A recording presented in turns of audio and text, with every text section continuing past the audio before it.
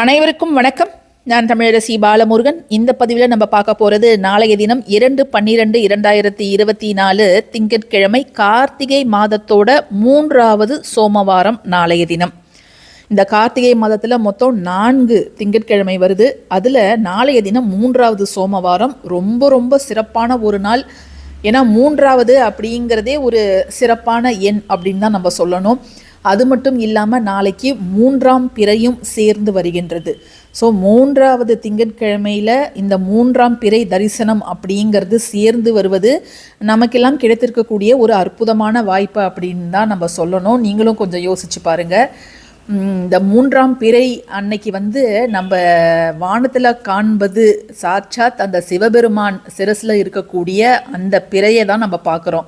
So நம்ம சிவபெருமானை தான் நம்ம நாளைக்கு வானத்தில் பார்க்க போகிறோம். அதுவும் இந்த சோமவாரத்தில் அது திங்கட்கிழமையில் வருவது அப்படிங்கிறது ரொம்ப ரொம்ப அற்புதமான ஒரு வாய்ப்புங்க. சிவனோட பக்தர்கள் யாரெல்லாம் சிவனை ரொம்ப பிடிக்குமோ அவங்கெல்லாம் தவறாமல் இந்த பதிவை முழுசாக பாருங்கள். அது மட்டும் இல்லாமல் பதிவுக்கு போகிறதுக்கு முன்னாடி எப்போதும் நான் சொல்கிற மாதிரி ஒரு லைக் கொடுத்துட்டு நீங்கள் பதிவை பாருங்கள். நானும் ரொம்ப சந்தோஷமாக இருப்பேன். நாளைக்கு நீங்கள் தூங்கி எழுந்ததும், அதாவது நீங்கள் சுத்தபத்தமாக இருக்கிறீங்க, தூங்கி எழுந்திரிச்சதும் நீங்கள் சொல்ல வேண்டிய ஒரே ஒரு வரி மந்திரம், அதை நாளைக்கு நீங்கள் நிச்சயம் சொல்லிவிட்டு நீங்கள் உங்களுடைய நாளைக்கு ஆரம்பிங்க. சிவனோட பரிபூர்ண அருள் நம்ம அனைவருக்குமே அந்த ஒரு வரி மந்திரத்தின் மூலமாக கிடைக்கும். நம்முடைய சேனலில் எத்தனையோ பீஜ மந்திரங்கள் நான் சொல்லியிருக்கிறேன். ஆனால் நாளைக்கு நம்ம சொல்ல போகிறது ஒரு நூலோட முதல் வரி, அதை தான் நம்ம சொல்ல போகிறோம். ஏன்னு கேட்டிங்கன்னா, இறைவனை நம்ம வழிபடுவதை காட்டிலும் அவருடைய பெயரை உச்சரிப்பதே நமக்கு நல்ல பலன் தரும். அதனால தான் அந்த பஞ்சராட்சர மந்திரம் ஓம் நமச்சிவாய அப்படிங்கிறத உங்களுக்கு நேரம் கிடைக்கும் பொழுதெல்லாம் உச்சரிங்க, ஆபத்து காலங்களில் எல்லாம் உச்சரிங்க அப்படின்னு நம்ம சொல்கிறோங்க. இப்போது நாளைக்கு முடிந்தவர்கள் நீங்கள் அருகில் இருக்கக்கூடிய கோவிலில் போயிட்டு சங்காபிஷேகம்லாம் நடைபெறும், அதை நீங்கள் பார்க்கலாம்.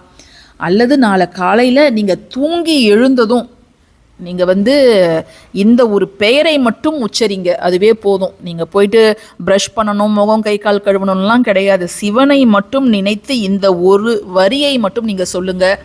ஏன்னா இதை இயற்றியவர் மாணிக்க வாசகர். சைவ குருமார்கள் 4 அப்படின்னு சொல்லுவாங்க இல்லையா, அதில் மாணிக்க வாசகர் இயற்றிய திருவாசகம், அந்த இதிலிருந்து வரக்கூடிய முதல் வரி, அதில் முதல் சிவபுராணம், அதில் இருக்கக்கூடிய முதல் வரி என்ன அப்படின்னு பார்த்தீங்கன்னா, நமச்சிவாய வாழ்க, நாதன் தாள் வாழ்க. இதை மட்டும் நாளைக்கு நீங்கள் உச்சரிச்சிடுங்க. நல்ல ஒரு சிவனுடைய அருள் நம்ம எல்லாருக்குமே பரிபூர்ணமாக கிடைக்கும்.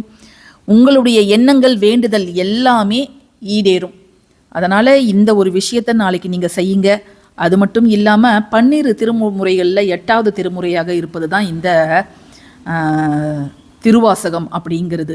திருவாசகத்துக்கு உருகாதார், ஒரு வாசகத்துக்கும் உருகாதார் அப்படின்னுவாங்க. அவ்வளோ பக்தி சொட்ட சொட்ட இதனை இயற்றி இருப்பார். இதனுடைய முதல் அந்த இதுன்னு சொல்லுவாங்க இல்லையா, தொடக்கம், அந்த நீங்கள் படித்து பார்த்தீங்கனாலே இந்த திருவாசகத்தை ஒரு தேனுக்கு ஒப்பிட்டிருப்பாங்க. எப்படி தேன் உடல் பிணிகளை நீக்குதோ, இந்த திருவாசகத்தை படிப்பவர்கள் உயிர் பிணி நீங்கும் அப்படின்னு சொல்லப்பட்டிருக்குது. இப்போ அதையும் நான் உங்களுக்கு ஷேர் பண்ணுறேன். இது வரைக்கும் அதெல்லாம் நான் அவங்க படித்ததில்லை அப்படிங்கிறவங்க அதெல்லாம் ஒரு முறையேனும் நீங்கள் படித்து அதோட அர்த்தத்தை எல்லாம் தெரிஞ்சுக்கினீங்கன்னா நிச்சயமாக உங்களுக்கு பக்தி நெறியில் நீங்கள் ஒரு கட்டம் முன்னாடி போயிடுவீங்க.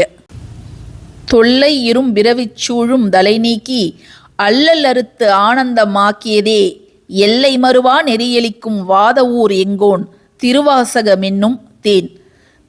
இந்த திருவாசகத்தை தேனோடு ஒப்பிட்டு மாணிக்க வாசகர் நமக்கு பாடியிருக்கிறாரு.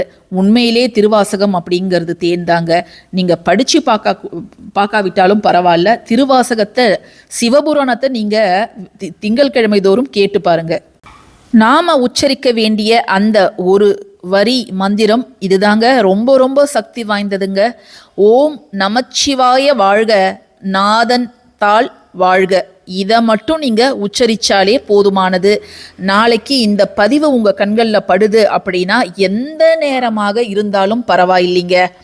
நீங்கள் வந்து இதை உச்சரித்தாலே போதுமானது. ஆனால் நீங்கள் சுத்தபத்தமாக இருக்கும் பட்சத்தில் இதை நீங்கள் உச்சரிச்சிங்கன்னா இது வந்து இன்னும் கூடுதல் பலன் தரும். நம்ம வந்து சொல்கிறோம் நீங்கள் அசைவம் சாப்பிட்டா இதை உச்சரிக்காதீங்க, மாதவிடாய் காலத்தில் உச்சரிக்காதீங்க அப்படின்ட்டு. பட் ஆனால் இதை நம்ம பார்க்கும்போதே அப்படிப்பட்டவர்கள் அது வந்து அவங்க மனசில் நமச்சிவாய வாழ்க நாதன் தாழ் வாழ்க அப்படிங்கிறது பார்க்கும்போதே அதுங்க அவங்க மனசில் ஓடும். அதனால் நீங்கள் வந்து யாராக இருந்தாலும் பரவாயில்ல, நாளைக்கு நீங்கள் இந்த ஒரு வரியை வந்து ஒரு முறை மட்டும் நீங்கள் உச்சரிங்க. அது உங்கள் வாழ்க்கையில் மிகப்பெரிய மாற்றத்தை வந்து கொண்டு வரும். பதிவு பிடிச்சிருந்ததுன்னா கட்டாயமாக லைக் பண்ணுங்கள், ஷேர் பண்ணுங்கள், நம்ம சேனலுக்கு சப்ஸ்கிரைப் பண்ணுங்கள். யாரெல்லாம் நம்முடைய சேனல் மெம்பர்ஸாக ஜாயின் பண்ணணும்னு நினைக்கிறீங்களோ தாராளமாக ஜாயின் பண்ணிக்கோங்க. தேங்க்யூ.